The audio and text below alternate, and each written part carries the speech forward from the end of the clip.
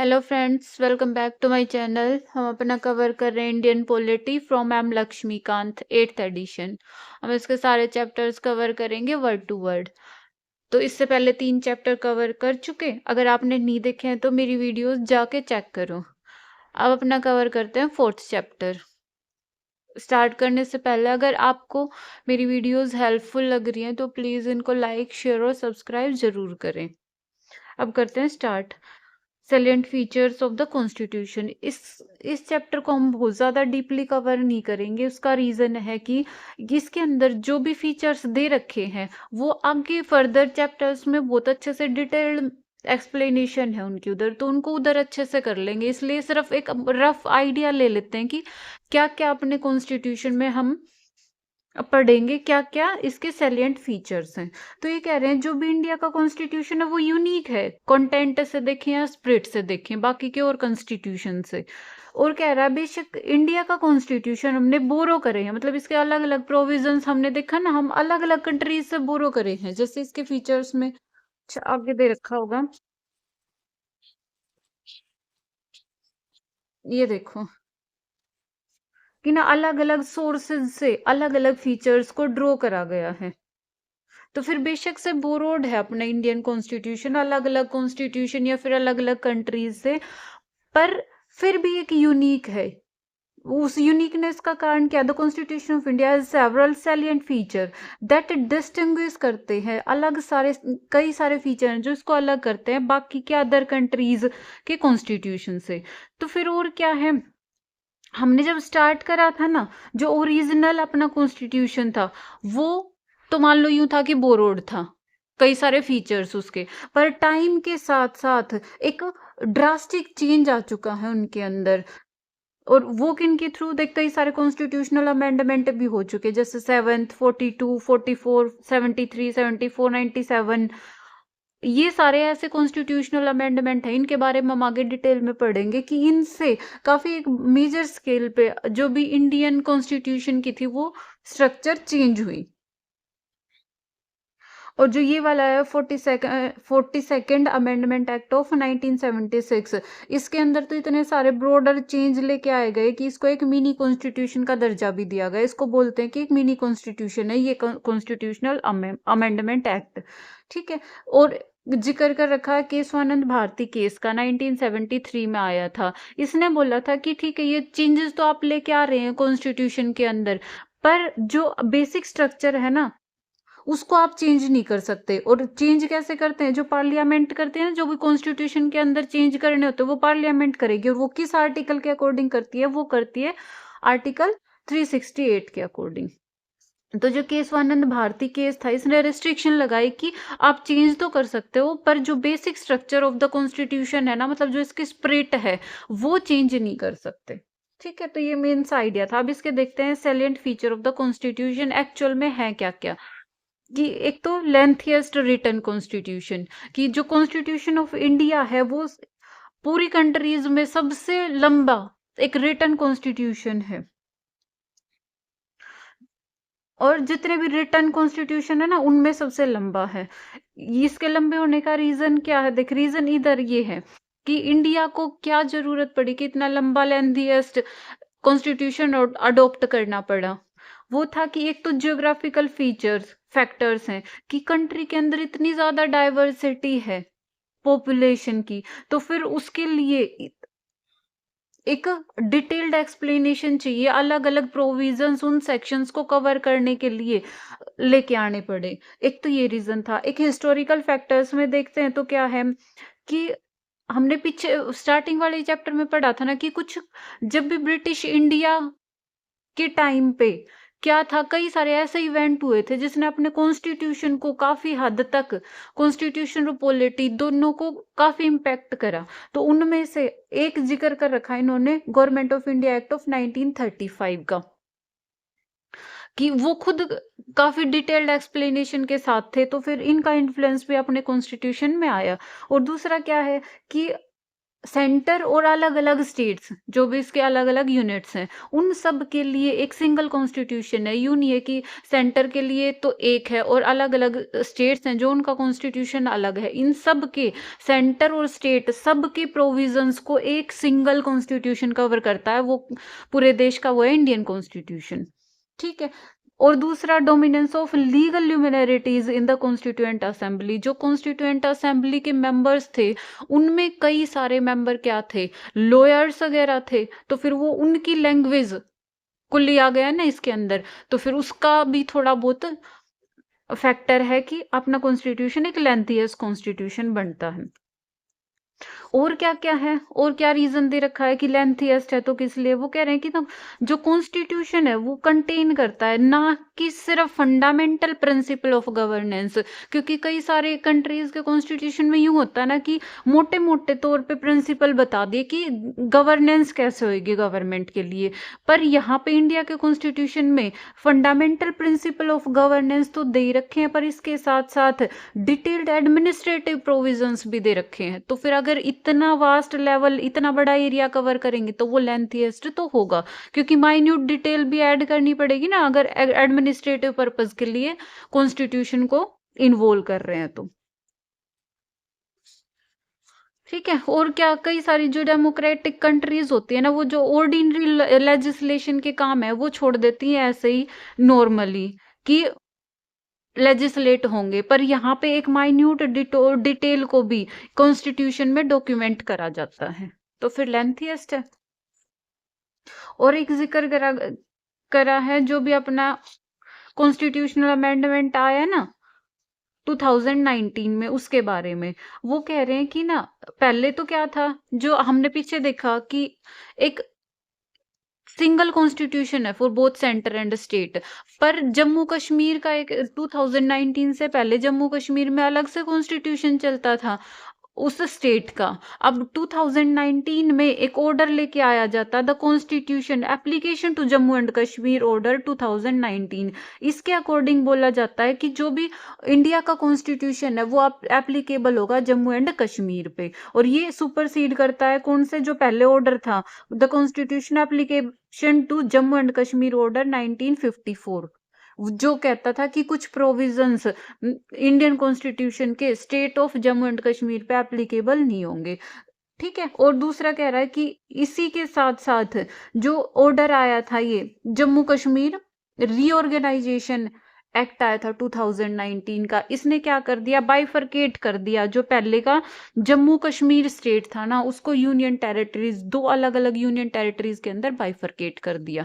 ठीक है, ये सब हम इसलिए पढ़ रहे हैं क्योंकि इधर बता रखा ना कि क्यों इतना लेंथीएस्ट हो रहा है, क्योंकि हम माइन्यूट डिटेल को, एक ऑर्डिनरी लेजिस्लेशन को, हर चीज को इंक्लूड करते जा रहे हैं हम कॉन्स्टिट्यूशन ऑफ इंडिया में।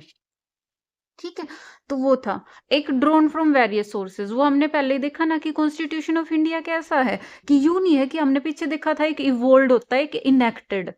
इवोल्ड में यूं था जो भी कन्वेंशन या फिर जुडिशियल डिसीजंस होते हैं उनके बेस पे धीरे धीरे इवोल्व करती हैं चीजें, उनसे कॉन्स्टिट्यूशन बनता है किसी कंट्री का। पर इनेक्टेड में क्या होता है, हम कई सारे प्रोविजंस अलग अलग कंट्रीज के कॉन्स्टिट्यूशन से लेते हैं और उनको इनेक्ट करते हैं अपनी कंडीशंस के अकॉर्डिंग। तो फिर इंडिया के कॉन्स्टिट्यूशन को भी ऐसे ही इनेक्ट करा गया था अलग अलग कंट्रीज से बोरो करके फीचर्स, और उनको मॉडिफाई करा था इंडियन कंडीशंस के अकॉर्डिंग। तो इसलिए हम कहते हैं कि ये ड्रोन फ्रॉम वेरियस सोर्सेज हैं। अब आता है blend of rigidity and flexibility.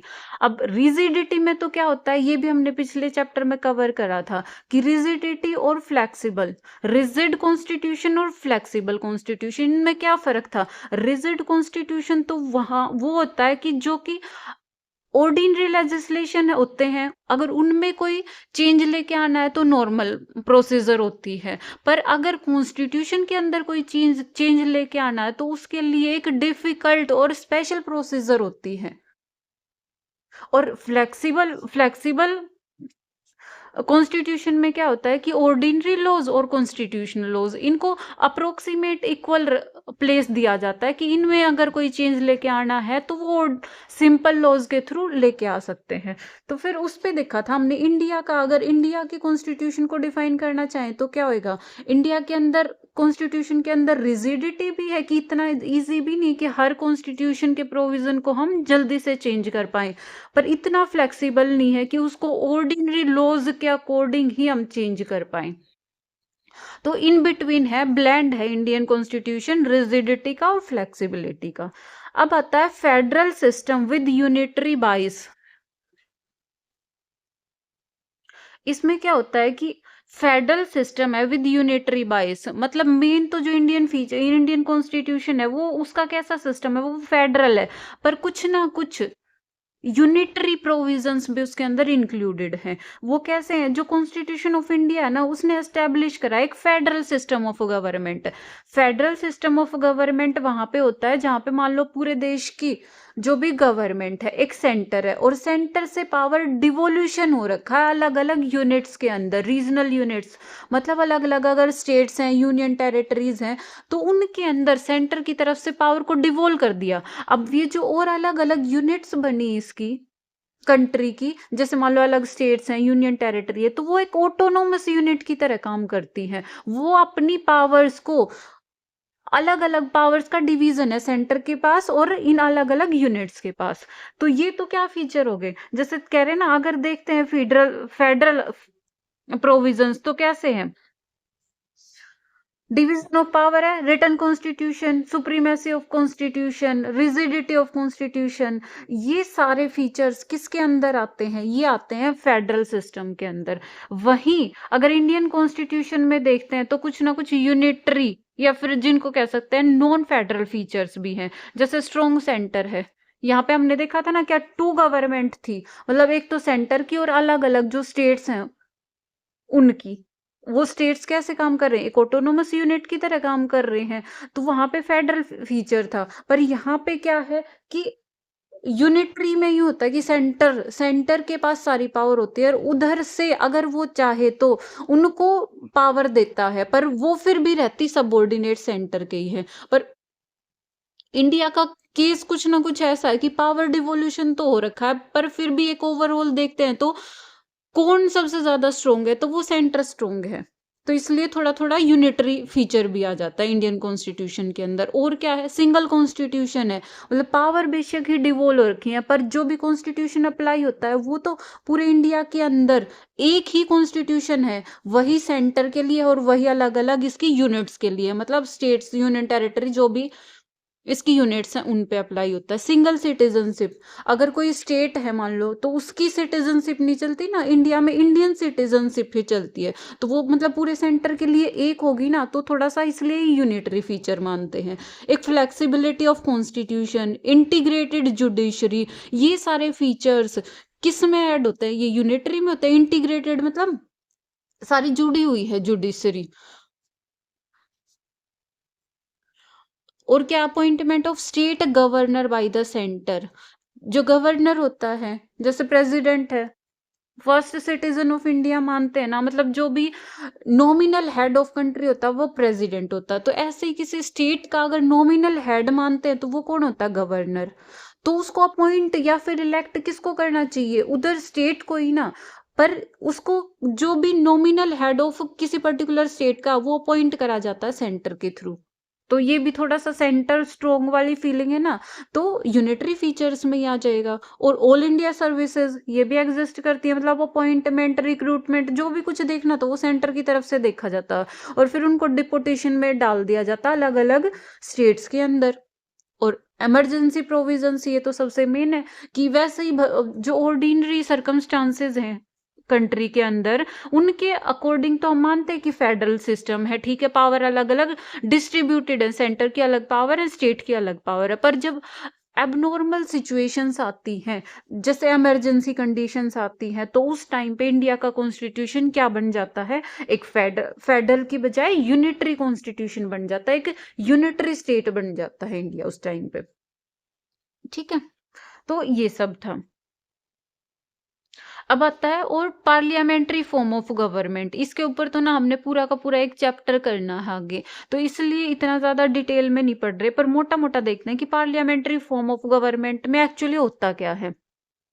कि ना इंडिया ने क्या करा, जो British parliamentary system of government था ना, उसको ऑप्ट करा, ना कि किसको, American presidential system of government. क्योंकि हम सुनते हैं ना अमेरिका में तो कौन हेड होता है, अमेरिकन प्रेसिडेंट का नाम सुनते हैं हम बार बार, और जो ब्रिटेन में सुनते हैं वो पीएम का सुनते हैं। तो फिर जो पार्लियामेंट्री सिस्टम ऑफ ब्रिटेन था ना, हमने वो ऑफ गवर्नमेंट वो अडॉप्ट कर रखा है। और ये किसके बेस पे चलता है, जो पार्लियामेंट्री सिस्टम, ये किसके बेस पे है, ये प्रिंसिपल ऑफ कोऑपरेशन। कोऑपरेशन किस किस के बीच में, बिटवीन जो लेजिस्लेटिव एंड एग्जीक्यूटिव ऑर्गन्स होते हैं। मतलब लेजिस्लेटिव पूरे के पूरे जो अपनी पार्लियामेंट होती है वो, और जो इसके एग्जीक्यूटिव होते हैं जैसे कोई मिनिस्टर वगैरह, तो फिर यहाँ पे इनके बीच में कोऑपरेशन के थ्रू काम चलता है।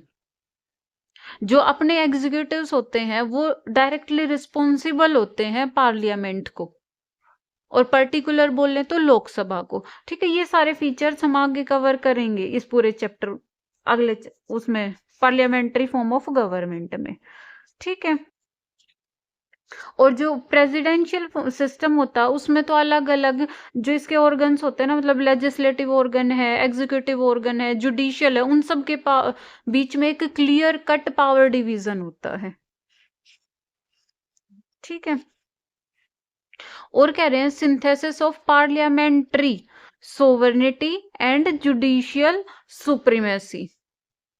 ये जो डॉक्ट्राइन ऑफ सोवेरेनिटी ऑफ पार्लियामेंट है ना, ये किसके साथ एसोसिएटेड है, ये एसोसिएटेड है विद ब्रिटिश पार्लियामेंट। और जो भी प्रिंसिपल ऑफ जुडिशियल सुप्रीमेसी है ये किसके साथ एसोसिएटेड है, ये अमेरिकन सुप्रीम कोर्ट। मतलब दो अलग अलग चीजें हैं, सोवेरेनिटी सुप्रीमेसी दोनों की बोल रहे हैं। एक तरफ तो मान लेते हैं हम पार्लियामेंट कि जो भी पार्लियामेंट लॉज बनाएगी वो सोवरेन होके बनाएगी, मतलब किसी और ऑर्गेनाइजेशन का, किसी और कंट्री का उनके ऊपर इन्फ्लुएंस या इम्पैक्ट नहीं होगा उनके डिसीजंस लेने में, उनके लेजिस्लेशन में। ठीक है, एक तरफ तो ये कह रहे हैं कि पार्लियामेंट अपनी इच्छा से अपने अकॉर्डिंग लॉज बनाती है, तो ये हो जाता है पार्लियामेंट्री सोवेरेनिटी। दूसरा जुडिशियल सुप्रीमेसी ये कहता है कि जो भी लॉज वगैरह बन रखे हैं ना उनको एप्लीकेबल नहीं करना है, वॉइड बताना है, वो डिसीजन किसका है, वो कोर्ट का है, जुडिशरी का है। तो वो होती है सुप्रीमेसी, जुडिशियल सुप्रीमेसी। तो इंडिया के अंदर क्या फीचर है, ब्रिटेन में तो यही फीचर है कि वहां की जो पार्लियामेंट है वो सोवरेन है, मतलब उसने जो लॉ बना दिए वही लॉज हैं, वो अपने डिसीजन के अकॉर्डिंग आप तो अपने अकॉर्डिंग ही वो लॉज बना रही है। पर ब्रिटेन वो सॉरी यूएसए में, अमेरिका में क्या है, जो सुप्रीम कोर्ट है ना वो क्या है, वो सुप्रीम है। पर इंडिया के अंदर ये दोनों फीचर्स मिलते हैं कि जो पार्लियामेंट अपना काम करेगी वो आउटर इन्फ्लुएंस के विदाउट करेगी, मतलब जो भी इसके डिसीजंस होंगे, जो भी इसका लेजिस्लेशन होगा वो सोवरेन पावर से ही होगा।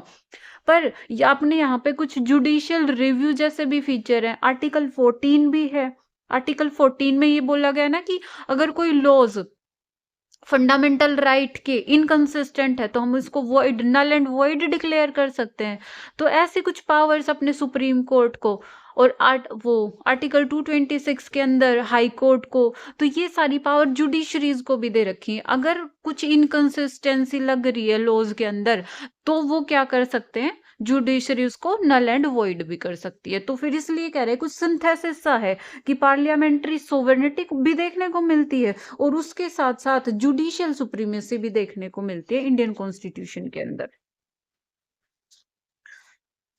आगे आता है फंडामेंटल राइट्स। फंडामेंटल राइट्स हमने देखे ना, हम देखेंगे आगे पार्ट 3 के अंदर इंक्लूडेड है, काफी वैरायटी के अंदर है कि राइट टू इक्वालिटी भी आता है, राइट टू फ्रीडम भी आता है, राइट अगेंस्ट एक्सप्लॉइटेशन। तो ये सारे राइट्स भी इनके अंदर कॉन्स्टिट्यूशन के अंदर पूरी डिटेल में ऐड करे गए हैं। ठीक है, इनको हम अच्छे से इसी के चैप्टर में देखेंगे। और डीपीएसपीज दे रखे हैं, मतलब फंडामेंटल राइट तो कुछ ऐसे राइट है, दोनों यहाँ पे भी कुछ ना कुछ राइट्स मिल रखे हैं डीपीएसपीज में।